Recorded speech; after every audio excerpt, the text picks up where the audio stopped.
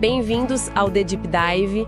Hoje a gente mergulha num momento assim bem definidor lá no livro de Maaser HaShlichim, para muitos, Atos, capítulo 6. Isso aí. Estamos em Yerushalayim, Jerusalém, né? A comunidade dos primeiros seguidores de Yahusha, o Salvador, está crescendo muito. E com um crescimento rápido, a gente sabe, vem desafios, né? Nesse caso, um problema interno, uma murmuração. Exatamente. A nossa fonte principal hoje, uma versão que foca nas raízes hebraicas, sabe? Ela destaca bem essa tensão. É um burburinho entre dois grupos ali. Quais grupos? Os helenistas, que eram os judeus de fala grega, mais imersos na cultura grega, e os ivrim, os judeus locais, que falavam aramaico ou hebraico. E o motivo da discórdia parece algo bem prático. Pois é, a distribuição diária de comida para as viúvas. Parece que as viúvas helenistas não estavam recebendo a mesma atenção. Uma faísca, né? Uma faísca que podia incendiar a unidade da comunidade, imagino. Então, a nossa missão aqui é entender como eles lidaram com isso, que tipo de liderança surgiu e como isso tudo nos apresenta uma figura-chave, Tsefania, o Estevão, como é mais conhecido. Isso. Então vamos lá. O versículo 1 já coloca a quicha na mesa. As viúvas helenistas sendo negligenciadas. Sim. E o interessante é que a fonte que a gente está usando, ela vai além da logística. Ela sugere que isso talvez refletisse um conflito espiritual mais profundo, sabe? Como assim? Uma tensão, tipo, entre as raízes hebraicas puras e as influências helenísticas que já entravam ali. Uma leitura que, segundo a fonte, essa tensão continua relevante. É a perspectiva deles, claro. Entendi. Uma camada a mais de complexidade. E os apóstolos, a liderança, o que eles fizeram? Ignoraram, assumiram a tarefa? Não, a resposta deles é super interessante. Está lá nos versículos 2 a 4. Eles reconhecem o problema sim, levam a sério.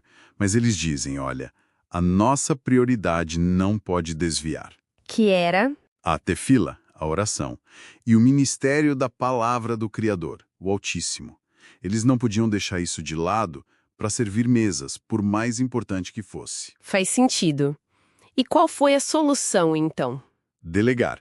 Eles propõem à comunidade. Escolham aí entre vocês 7 homens. Mas não qualquer um. Ah, tinham critérios, né? Sim, critérios bem claros. Precisavam ser homens de boa reputação, cheios do Ruach, o espírito do Criador, e cheios de Chokmah, de sabedoria prática, gente capaz para essa tarefa. E a comunidade fez a escolha. Versículos 5 e 6. Os nomes são Tsefania, Filipe, Prócoro, Nicanor, Timão, Pármenas e Nicolau. O que chama atenção nesses nomes? Olha só, todos os nomes são gregos. Isso é muito significativo, né? Mostra uma sensibilidade enorme ao problema original. Com certeza. Escolheram gente do grupo que se sentia esquecido. Exato. A nossa fonte até comenta que talvez esses convertidos gregos fossem parte daquelas ovelhas perdidas que Yahusha falou, né? Uma interpretação da fonte. E depois da escolha, vem o comissionamento formal. Os apóstolos oram e impõem as mãos sobre eles. E essa solução funcionou. Resolveu a murmuração e trouxe paz. Funcionou e muito. O versículo 7 diz que o resultado foi assim, imediato. A palavra do Criador crescia, se espalhava, e o número de discípulos em Yerushalayim multiplicou e muito. Que bom. E tem um detalhe surpreendente aí no meio. Qual? Um grande número de Koanim, os sacerdotes do templo, também aderiu a Emuná Netzarim, a fé nazarena. Nossa, sacerdotes do templo, isso é enorme. Mostra que a organização interna refletiu para fora, né? Exatamente. Arrumar a casa fortaleceu o testemunho. E é nesse clima de crescimento e ordem que um daqueles 7, o Tsefania, começa a se destacar mais ainda. Aquele escolhido para servir mesas. Esse mesmo.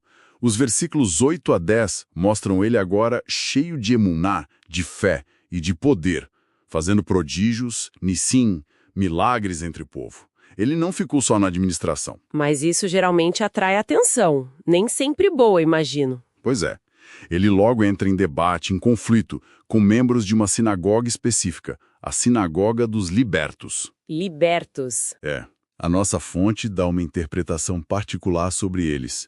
Sugere que talvez se considerassem libertos da obediência à Torá, a lei de Moisés. A fonte os vê como possíveis sementes do que viria a ser a igreja greco-romana. Mas fato é, eles não conseguiam argumentar contra a Chokma, a sabedoria, e o Ruar, o espírito, com que Tsefania falava. E quando não se vence no argumento? Muitas vezes se apela para a desonestidade, infelizmente. É o que acontece nos versículos 11 a 14. Eles subornam testemunhas falsas. Puxa, igual fizeram com Yalcha. Exatamente. Uma tática repetida. E as acusações são pesadíssimas. Blasfêmia contra Moshe, contra o Criador, contra o lugar Kadosh, o templo sagrado, e contra a Torá. Eles distorcem tudo que ele poderia ter dito. Que situação tensa. E isso leva Tsefania para onde? Para diante do Sanhedrin, o Sinédrio, o mesmo conselho judaico que julgou Yalcha. É o clímax do capítulo, no versículo 15. E qual é a cena ali? O que acontece? É uma cena muito forte. Todos no conselho olham fixamente para Tsefania. E eles veem algo extraordinário no rosto dele. O quê? O rosto dele parecia, diz o texto, a face de um malak, um anjo. Uau! Como um anjo? Sim, a nossa fonte interpreta isso como um testemunho silencioso do próprio Criador, sabe? Uma validação da inocência dele, da verdade que ele carregava, antes mesmo dele abrir a boca para se defender. Que imagem poderosa para fechar o capítulo. Então, recapitulando rapidinho. Um problema bem prático, comida, levou a uma solução de organização inspirada pelo Ruar, que gerou crescimento e trouxe à tona Tsefania. Isso.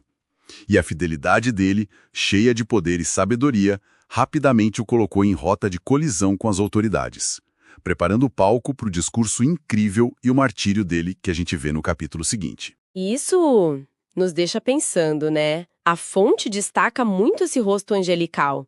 Fica a reflexão. Em momentos de acusação, de pressão institucional forte, como será que a verdade se manifesta? Exato. Às vezes não é só com palavras, né?